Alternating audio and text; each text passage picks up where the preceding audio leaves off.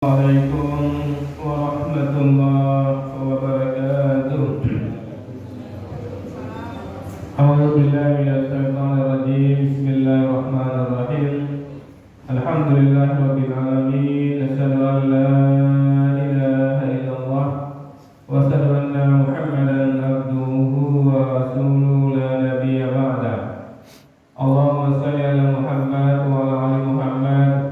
Ibadallah, ittaqullah haqqa tuqatih wa la tamutunna illa wa antum muslimun.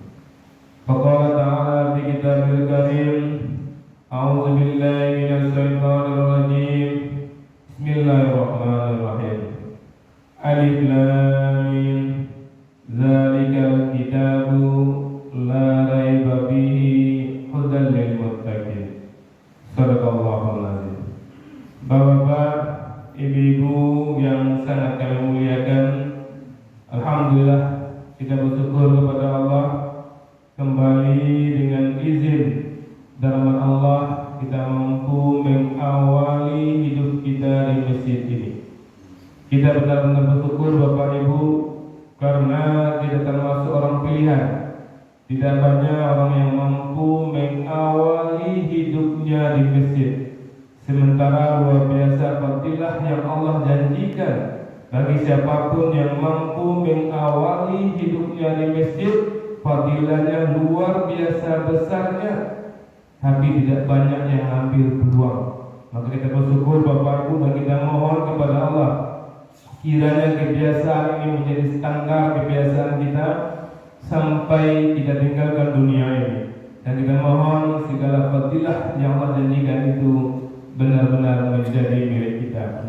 Bapak Ibu yang kami muliakan, firman Allah yang kami bacakan tadi kita tahu persis ayatnya, karena memang terletak di awal-awal kita membuka Al-Quran, yaitu surah Al-Baqarah ayat yang kedua.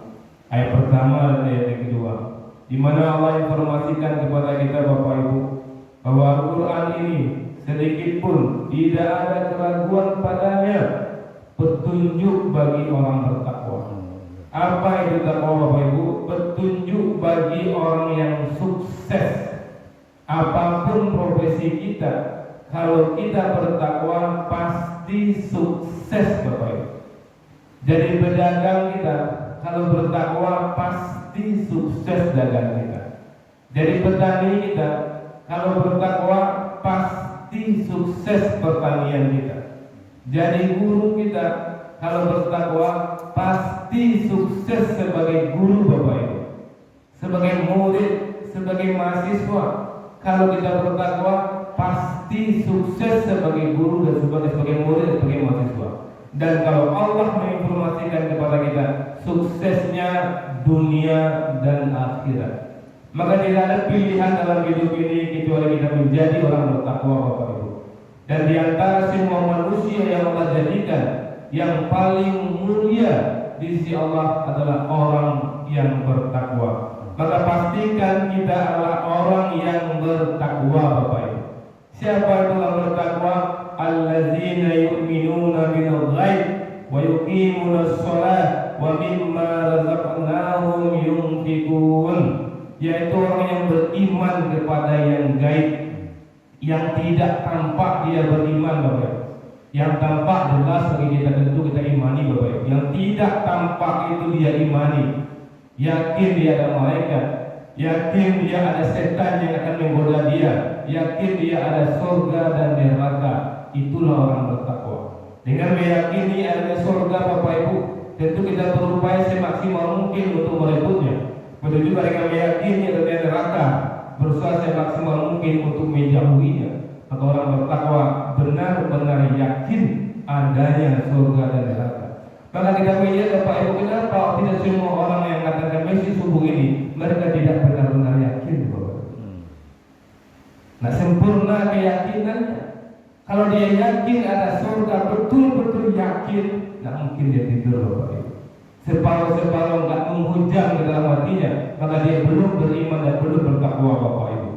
Kemudian apalagi kata Allah yang mendirikan sholat, orang bertakwa pasti sholatnya Bapak Ibu Maka jangan sampai diri kita, anak, keturunan kita, menantu kita, cucu, cicit kita yang tidak sholat, Bapak Ibu. Orang yang sholat saja itu bisa menjadi neraka awal, Bapak Ibu. Yang sholat saja bisa masuk neraka awal. Seperti yang kita melihatkan ketika ada orang yang seperti yang kita katakan ini beberapa hari yang lalu, ketika kita tidak sempurna umur kita, maka kita akan dibakar di neraka, Bapak Ibu. Ada anggota tubuh yang tidak kena air, yang wajib kena air, yang tidak kena air itu akan disentuh oleh neraka. Itulah orang yang sholat yang masuk neraka awal. Yang tidak sholat masuk neraka sholat.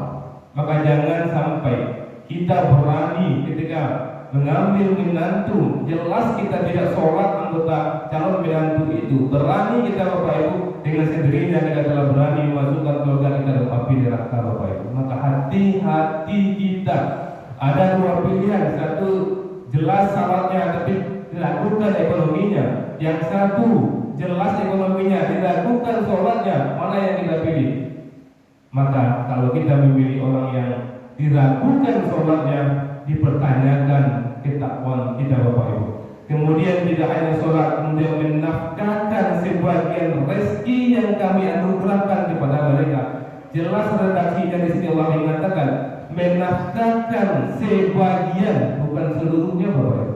Sebagian rezeki yang kami anugerahkan kepada mereka. Jadi rezeki yang ada dalam rekening kita itu Allah yang anugerahkan kepada kita, Bapak Ibu.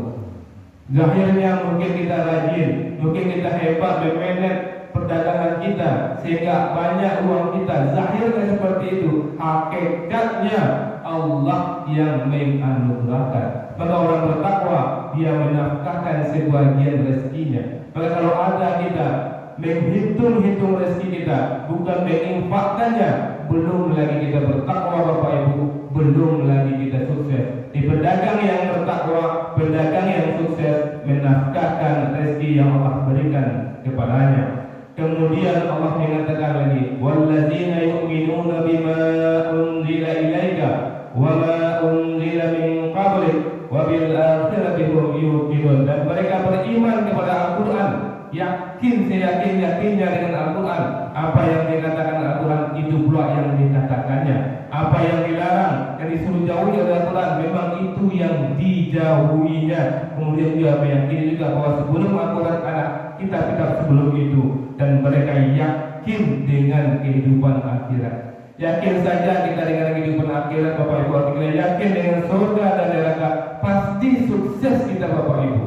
Kenapa pasti sukses? Ketika kita berdagang, ada peluang kita untuk menipu. Kita akan melakukan penipuan tersebut. Tersentak kita setelah menipu ini, datang malaikat maut, saya meninggal dunia, pasti saya ke neraka. Maka dengan meyakini adanya pembalasan di akhirat, kita akan berhati-hati hidup, Bapak Ibu.